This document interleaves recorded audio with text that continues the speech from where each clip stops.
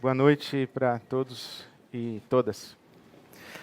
É um prazer estar aqui de novo no Cívico, que já é a nossa casa, né?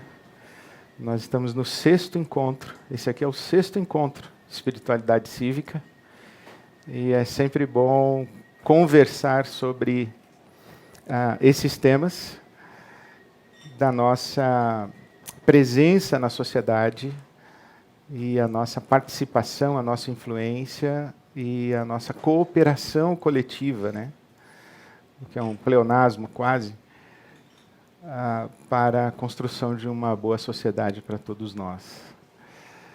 E o ingrediente espiritualidade está incluído nesse processo de ação coletiva na sociedade. Para o nosso encontro, ou para a nossa conversa de hoje à noite, eu escolhi o tema ética, estética e espiritualidade. Porque eu fui interpelado por algumas questões, alguns fatos, algumas falas, alguns fenômenos recentes da nossa sociedade. E me deu vontade de falar sobre isso. Eu não sei quanto a você, qual a sua sensibilidade social, política, no momento que nós estamos vivendo, mas a realidade à minha volta me interpela de um jeito a considerar e perceber um mundo e um país, um momento de país, que eu usaria o adjetivo feio para descrever. A sensação que eu tenho é que o Brasil ficou feio, que a sociedade brasileira está feia, que as relações estão sendo... as relações estão acontecendo de um jeito feio. Eu procurei adjetivos, mas fiquei com o meu impulso inicial. Faz tempo que eu tenho a sensação de que o mundo está feio. Feio no sentido de violento, agressivo.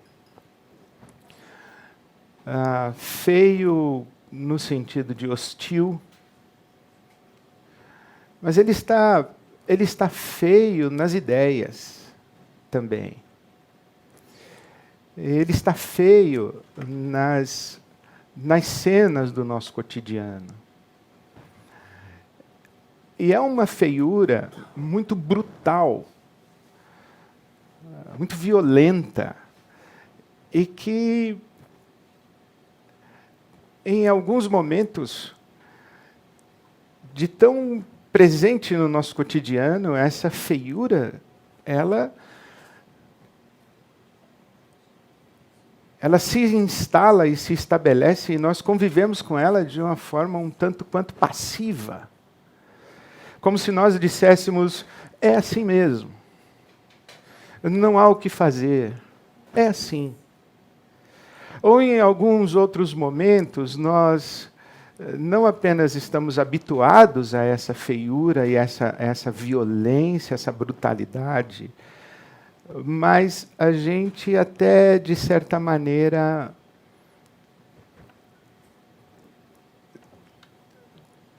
adota uma postura resignada e conivente. Não é só que a gente diz assim, que pena é assim. É um passo além. Que pena é assim, mas é bom que seja assim. Porque essa brutalidade toda promove uma certa higienização da sociedade. O que nos leva a um terceiro estágio. Não apenas uma convivência passiva e uma conivência, mas também a gente começa a observar que vai se construindo um discurso de legitimação da brutalidade, uma certa apologia da violência e da brutalidade, em nome do bem. Então, eu, antes de sair de casa, inadvertidamente, estava acompanhando o noticiário sobre os 15 assassinatos ontem no presídio em Manaus e mais 42 hoje. 57 pessoas foram assassinadas dentro do sistema prisional em Manaus por uma briga, uma guerra de gangues, ou uma briga do crime organizado no norte do país. Não, 57 pessoas foram mortas dentro do sistema prisional entre ontem e hoje. Quer dizer, não é que foram só 57, foram 57 entre ontem e hoje.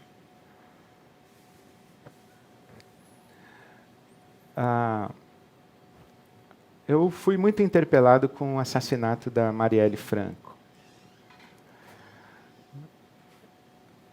E aquilo foi de uma brutalidade para mim que, especialmente para nós que trabalhamos com empreendedorismo social, para nós que somos envolvidos com projetos sociais e com agências humanitárias. Eu, por exemplo, tenho esse privilégio de participar do Conselho do Cívico e participar também do Conselho da Visão Mundial no Brasil. Então, esse é um tema que me afeta radicalmente. Eu sou casado com uma assistente social. Eu, desde sempre, na minha casa, convivi com uma realidade social na minha porta, batendo todos os dias. Eu não consegui ser indiferente, nem que eu quisesse, à realidade social do meu país. E para nós que temos essa vivência, essa inserção, a gente diz assim para a criança numa comunidade, ela não se envolver com o crime, ela estudar, ela fazer um caminho de legitimidade, de tentar fazer o processo de transformação social pelo processo democrático. Aí você tem uma menina que estuda, que é eleita vereadora, que participa do jogo da democracia do Brasil. E é assassinada brutalmente. E, sendo assassinada, ela é criminalizada. Ela é assassinada brutalmente, ela é uma autoridade civil do nosso país, na cidade, numa das cidades mais populares do mundo. Nós temos uma vereadora no Brasil, uma cidade das mais populares do mundo, que é assassinada brutalmente, e o discurso é que ela era bandida, ela era homossexual, ela se meteu com o que não devia e foi assassinada. E esse entorno é muito interessante, porque as notícias que correm, os comentários que correm, levam as pessoas a dizer assim, eu não vou me meter nessa questão, porque vai que ela era bandida mesmo, vai que ela estava metida com o crime mesmo, eu não vou me meter nisso. E algumas outras pessoas acabam dizendo assim, bom, coisa boa não devia estar fazendo, senão não teria sido assassinada. E outras pessoas desenvolvem um discurso do tipo, tinha que ter sido assassinada mesmo, porque estava envolvida com milícia, porque estava isso, aquilo, outro. Está vendo que tem a passividade, a conivência e a apologia? E a gente fica no meio desse jogo, convivendo com essa brutalidade, com essa violência, com essa feiura, e, de repente, dois homens pegam uma placa com o nome da vereadora e quebram a placa, num ato assintoso de uma violência replicada, uma violência reincidente. E a gente está assistindo isso. E a gente começa a assimilar essas realidades no nosso mundo. E essas coisas foram me tocando, dizendo, o mundo está feio. O mundo está feio. Você tem um presidente da República que posta um vídeo de Golden Shower. Você é um presidente da República. Ele posta um vídeo de Golden Shower. Quem não sabe o que é isso, é bom, não precisa nem saber. Pula essa. Mas, de repente, está na sua timeline do seu Twitter. Isso é grotesco.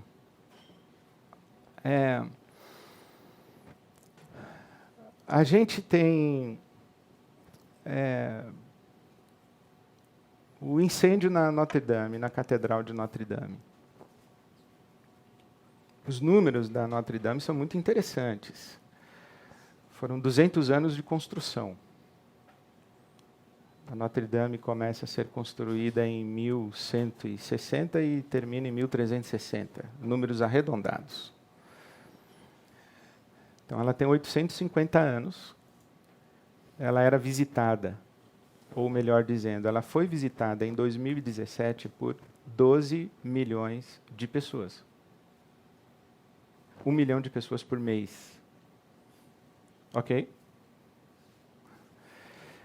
E ela foi destruída num incêndio. E em 24 horas foram arrecadados 1 bilhão de euros. Os especialistas dizem que a reconstrução da Catedral de Notre Dame em Paris custa entre 300 e 600 milhões de euros. Eu acho muito interessante esse cálculo. Qualquer um de nós que recebesse um orçamento para uma reforma, com a margem de erro dessa, não aprovaria em hipótese alguma. Quanto vai custar? Entre 300 e 600.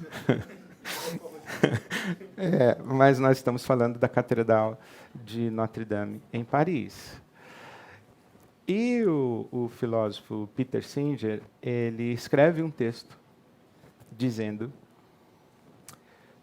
quantas vidas custa a Catedral de Notre Dame. E ele sugere que esse dinheiro deveria ser usado para combater a pobreza e não para reconstruir a catedral. E eu me perguntei, o mundo seria melhor se usássemos esse 1 bilhão de euros arrecadados em 24 horas para combater a pobreza?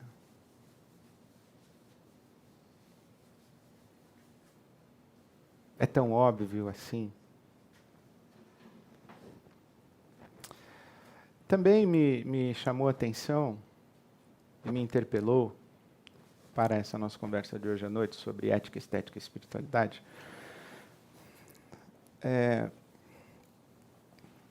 Uma discussão que está agora acontecendo, que eu estou tentando entender, e acabei de fazer essa consulta ao meu assessor de assuntos estratégicos, econômicos, políticos e geopolíticos, o Eduardo Nunes, que está aqui, meu amigo. Essa informação de que, pela primeira vez, os países de governos autoritários terão um PIB maior do que os países de democracia liberal. China, Turquia, Arábia Saudita, Rússia. O PIB será maior do que França, Estados Unidos, Alemanha. E essa ideia de que, tudo bem, eu abro mão da minha liberdade, isto é, eu me submeto a um governo autoritário em troca de um desempenho econômico que me seja mais conveniente. Essa é uma discussão que está presente no nosso mundo. Eles estão chamando de autoritarismo capitalista. Essas coisas começaram a mexer comigo. E a última referência que eu queria oferecer de por que chegamos aqui para falar sobre ética, estética e espiritualidade foi o movimento ao redor do Ministério da Educação no nosso país.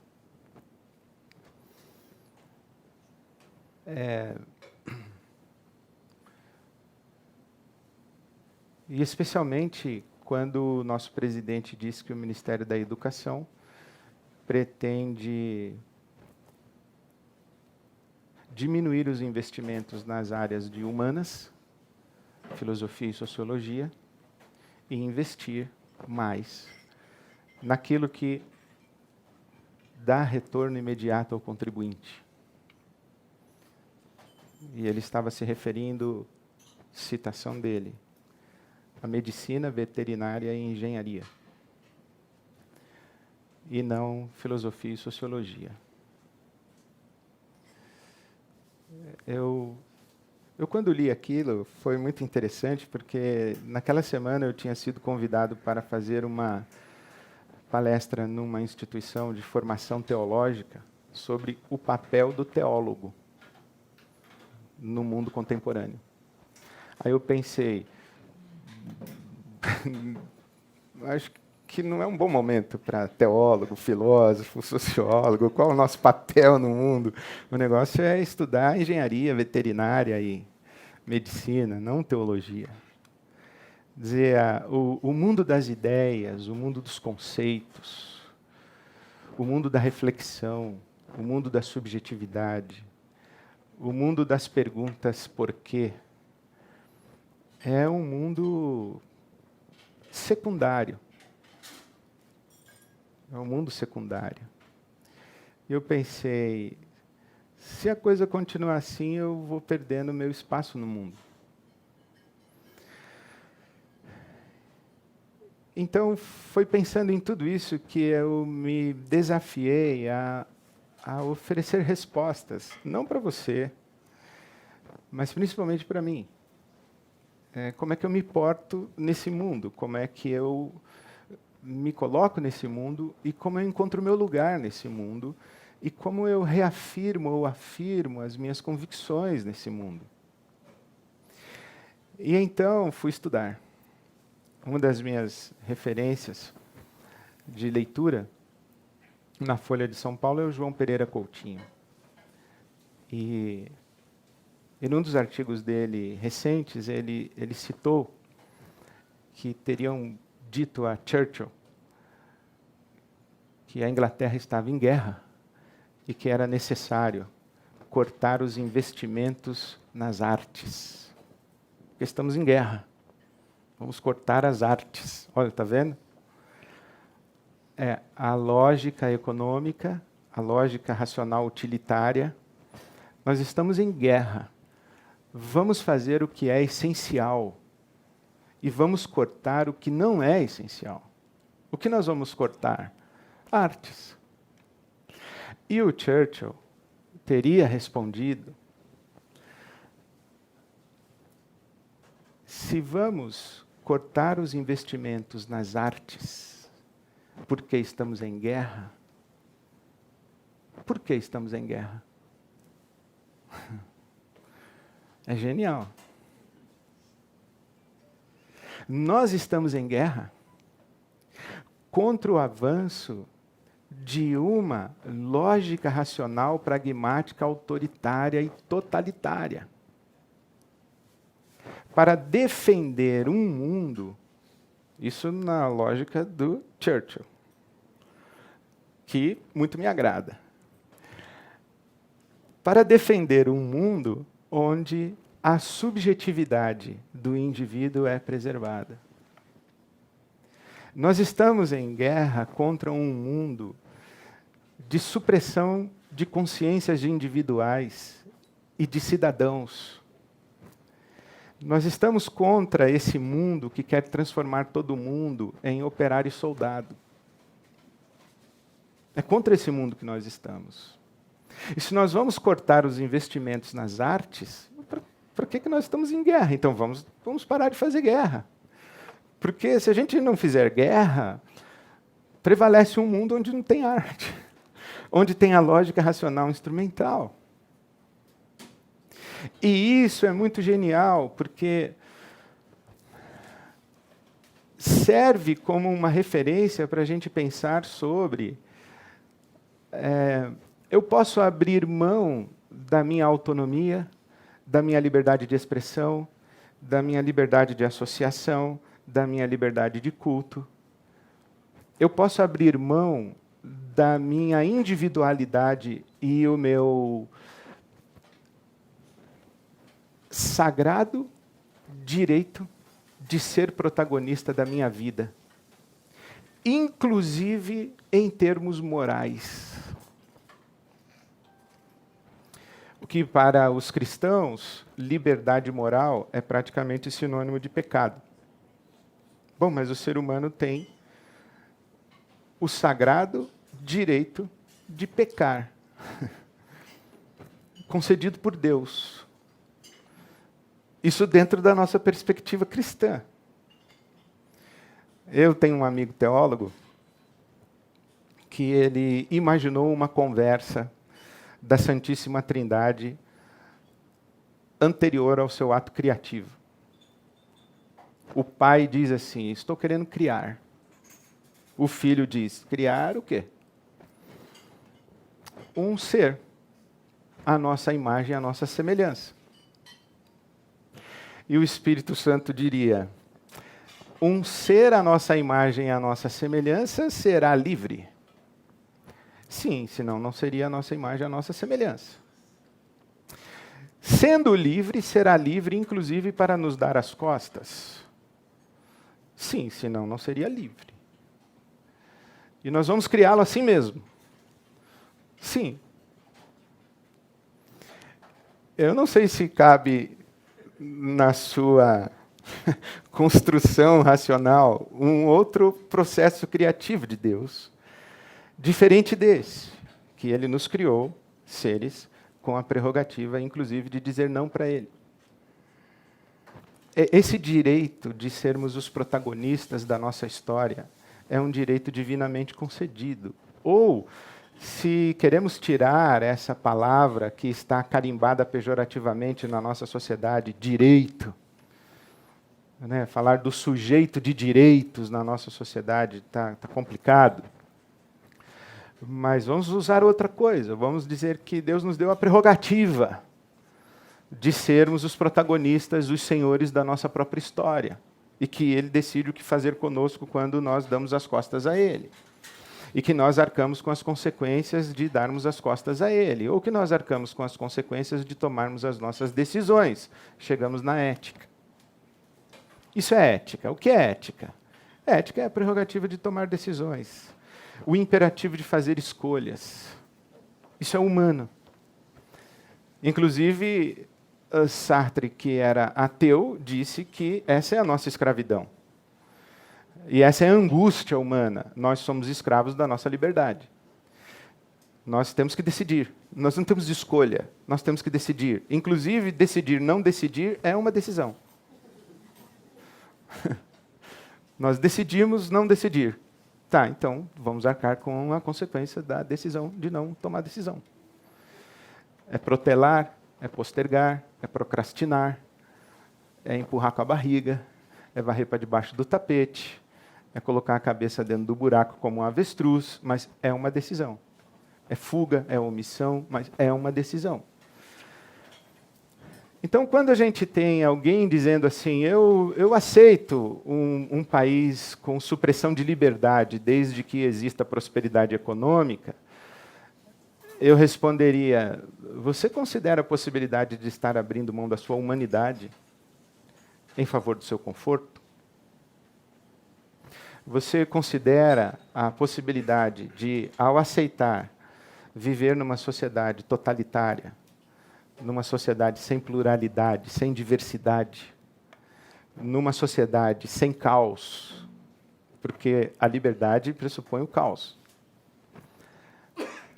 É o totalitarismo, é o autoritarismo, é o legalismo, que gosta de palavras como ordem. Ordem. Não, na liberdade não tem ordem, tem caos. No amor existe caos. Na lei existe ordem. Então, quando nós abrimos mão da nossa liberdade, e quando abrimos mão dessa prerrogativa de sermos os protagonistas e senhores da nossa história, e quando nós aceitamos que as pessoas comecem a levar embora os nossos ambientes de expressão, os nossos ambientes de participação, comecem a hostilizar a nossa opinião. Elas começam a ser violentas dependendo da camiseta com a qual nós saímos na rua. Elas são violentas em razão do culto que nós escolhemos para a nossa peregrinação espiritual. Elas nos agridem porque nós adoramos os deuses afros. Elas destroem os nossos terreiros porque nós somos das religiões afro. E nós aceitamos isso. Nós não estamos enxergando que essa sociedade está sacrificando o capital de humanidade que Deus nos deu. O discurso de intolerância, as pessoas que nos agridem porque temos uma orientação, uma escolha, uma condição, uma identificação homossexual ou homoafetiva, se eu sou agredido na rua porque eu tenho uma orientação que não é hétero, e uma pessoa se julga no direito de me impedir de viver a maneira como eu estou escolhendo viver, ou estou sendo, ou sei lá o quê, a minha condição humana, se essa pessoa não me permite, não cria o espaço de condição social para que eu seja o que eu quero ser ou o que eu sou, essa pessoa não está apenas cerceando a minha expressão, ela está sacrificando a minha humanidade. Quando eu não posso usar uma camisa verde e amarela sem ser hostilizado, e quando eu não posso usar uma camiseta vermelha sem ser hostilizado, não é só uma questão de direitos civis em debate no país. É desumanização. Eu não aceito a sua liberdade de ser quem você é. Eu não aceito a sua prerrogativa de tomar as suas decisões e fazer as suas escolhas. Eu não estou apenas encolhendo o espaço social. Eu estou suprimindo e sacrificando a sua humanidade e a sua dignidade como ser humano. E dentro da nossa perspectiva cristã, eu falo por mim, eu estou sacrificando algo que Deus concedeu como inalienável à condição humana, a liberdade. Quando eu estava estudando sobre essas coisas, eu cheguei em Christian Dunker, que eu recomendo a vocês, um psicanalista, que está fazendo uma leitura e uma crítica da nossa sociedade, e eu achei a palavra feio como adjetivo para o nosso momento. O Christian Dunker, eu não sei, acho que ele foi mais cruel. Ele foi talvez mais preciso. Ele achou a palavra tosco.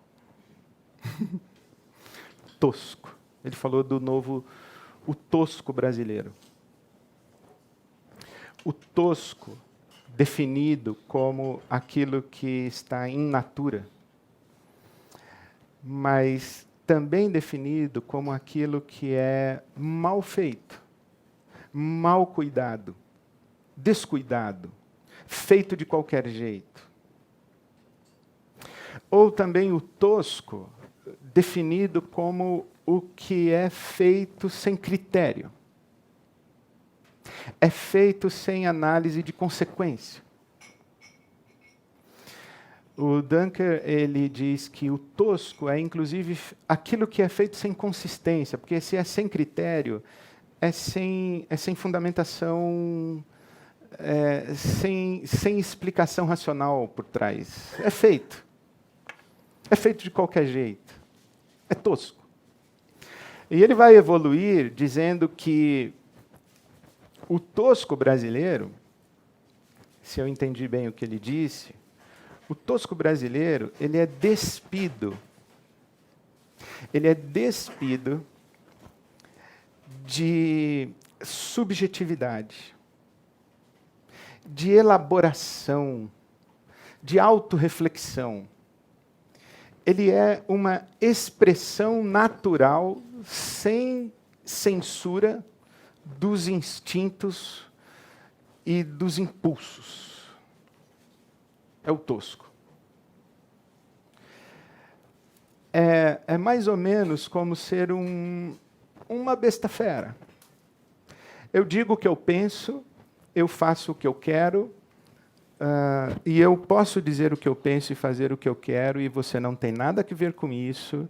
E eu não tenho medo de você, inclusive, porque eu tenho mais poder do que você, porque eu tenho mais condição do que você, porque eu tenho mais dinheiro do que você, porque eu tenho mais amigos importantes do que você, ou porque eu tenho um revólver na cintura e você não tem. Essa expressão da nossa sociedade está tosca. Há um tempo atrás eu tinha pensado sobre o que nós chamamos de elite no nosso país.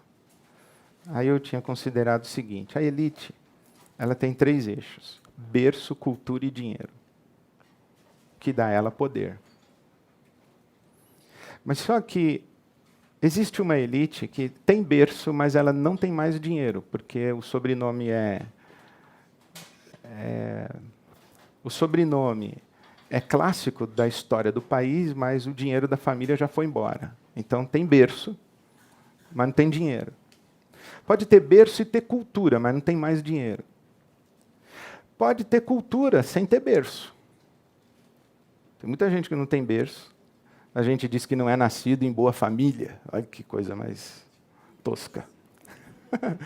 Tem gente que não nasceu em boa família, mas tem cultura. Não tem dinheiro, mas tem cultura. Tem gente que tem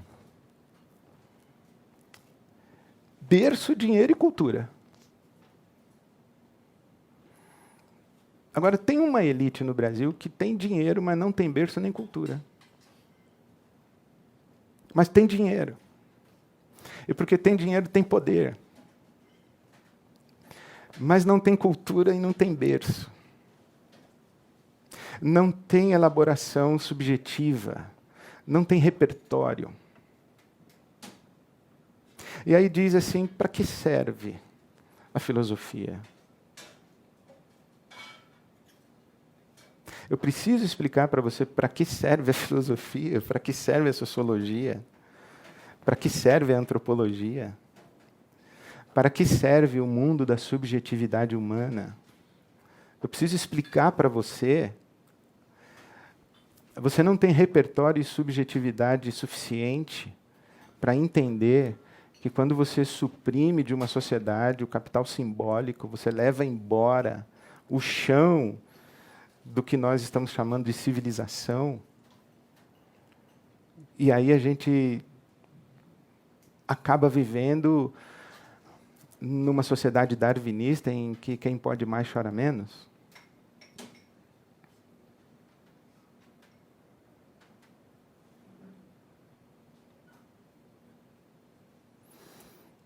O Roger Scruton, outra recomendação para você.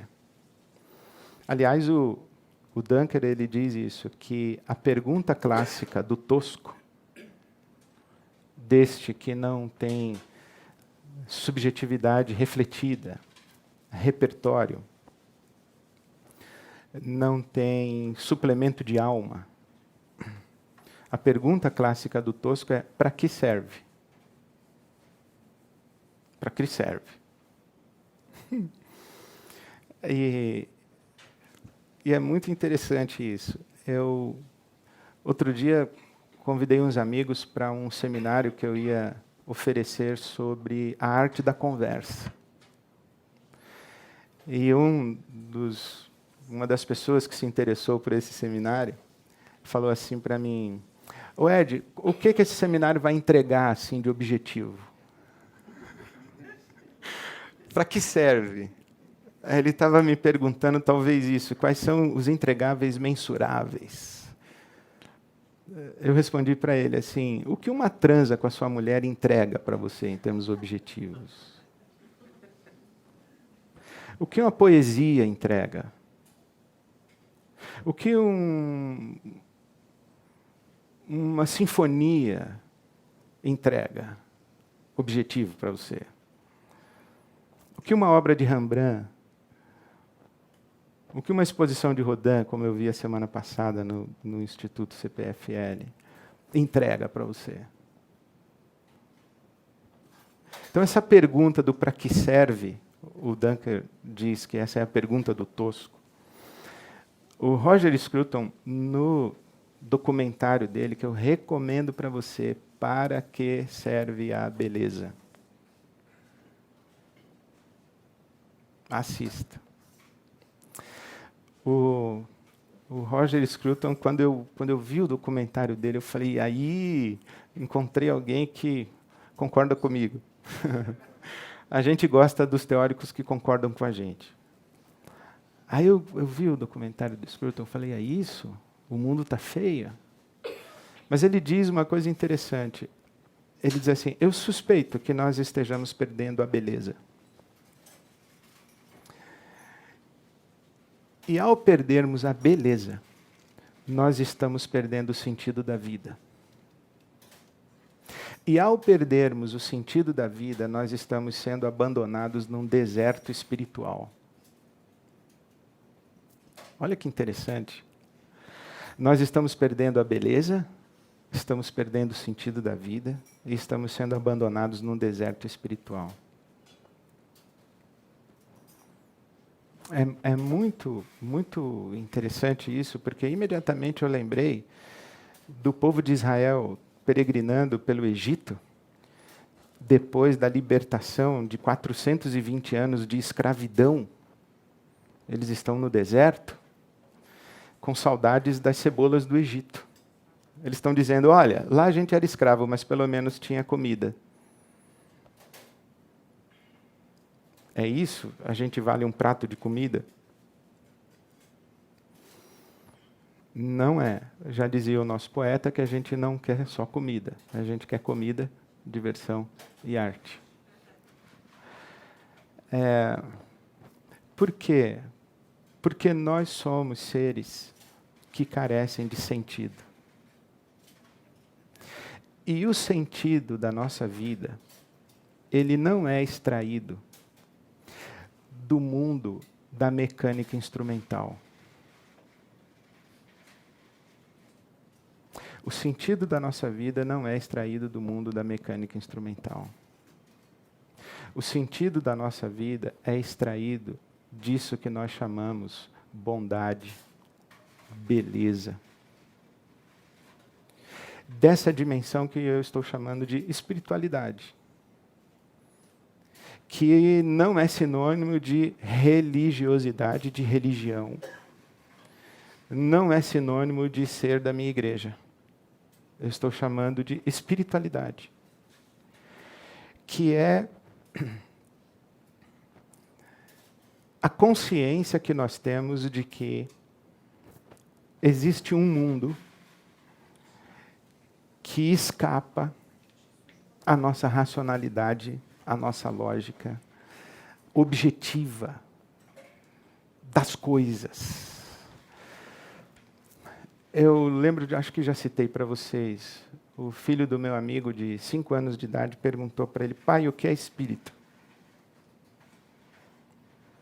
Falei, e aí, como é que você respondeu para um menino de 5 anos de idade que é espírito? Ele falou assim, filho, no mundo tem coisa que a gente pega e coisa que a gente não pega.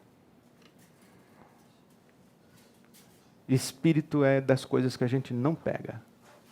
Entendeu? O moleque disse que entendeu.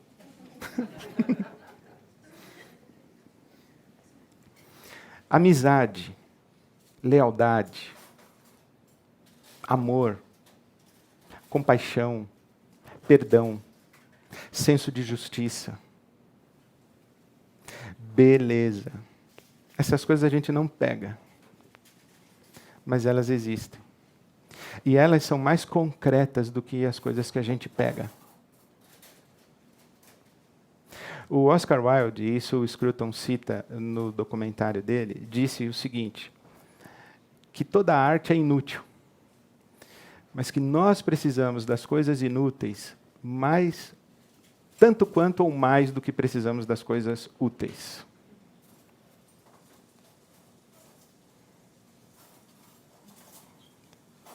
Então, quando eu volto àquela pergunta inicial, será que se a gente pegasse $1 bilhão de euros, e em vez de construir a Catedral de Notre Dame, nós distribuíssemos para os pobres, o mundo seria melhor?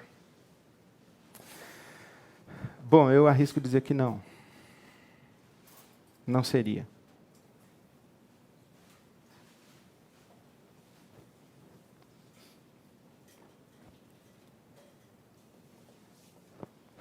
Os cristãos do primeiro século pensaram assim. Com uma outra motivação, eles pensaram assim: vamos pegar todo o nosso dinheiro e vamos dar para os pobres. Qual a motivação deles? Eles achavam que Jesus, que foi ressuscitado e subiu aos céus, que Jesus ia voltar dali a um mês, dali a pouco. Então o que eles fizeram? Venderam a sapataria, padaria, fábrica, pegaram a grana, venderam o terreno, venderam a casa. Na linguagem econômica, de um certo viés ideológico, eles socializaram não apenas os bens de consumo, mas eles socializaram os bens de produção. Em vez dele repartir o lucro da padaria, o cara vendeu a padaria e deu o dinheiro da padaria para os pobres. Aí Jesus não voltou, ficaram sem padaria, sem dinheiro e com pobre.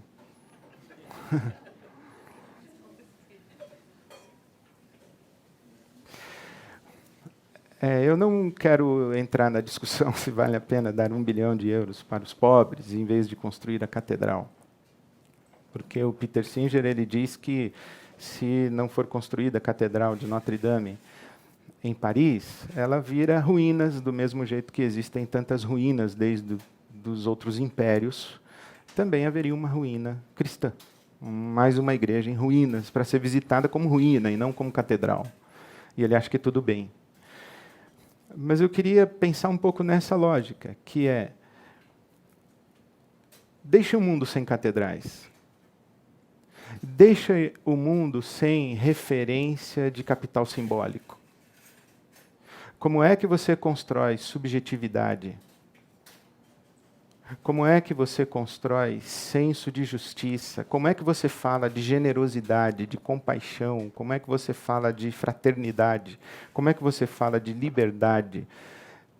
Se tudo que você tem é máquina, é oficina, é esteira de produção, é shopping center, é lógica racional contábil. Você não tem mais museu, você não tem mais orquestra sinfônica, você não tem mais filarmônica, você não tem mais ninguém aprendendo a tocar violino. Vai aprender a ser veterinário, porque violino não vai dar dinheiro para você. Vai aprender alguma coisa útil. A arte é inútil. Vai fazer alguma coisa útil, instrumental. O belo é inútil. Agora pensa.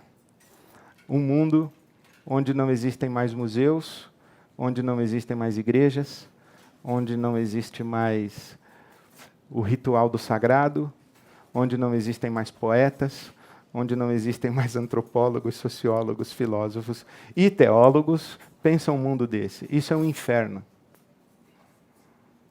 E é por isso que o mundo está feio. Porque hoje o que conta é o que pode ser contado. Mas teria dito Albert Einstein que nem tudo que conta pode ser contado. E nem tudo que pode ser contado, conta. Nós somos seres transcendentes. Nós somos seres que temos uma fome de sentido de um tamanho maior do que a nossa fome de pão. Nós precisamos mais do que cesta básica. Nós precisamos de sentido. Sem sentido, nós nos tornamos apenas bestas feras, competindo pela sobrevivência e pela subsistência.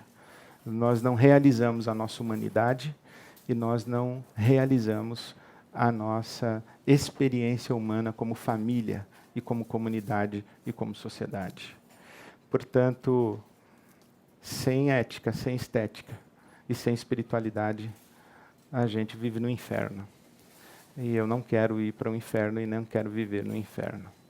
Eu espero que as nossas conversas aqui ajudem a gente a afugentar as densas trevas do inferno que pairam sobre a nossa nação. Muito obrigado, uma boa noite, por enquanto.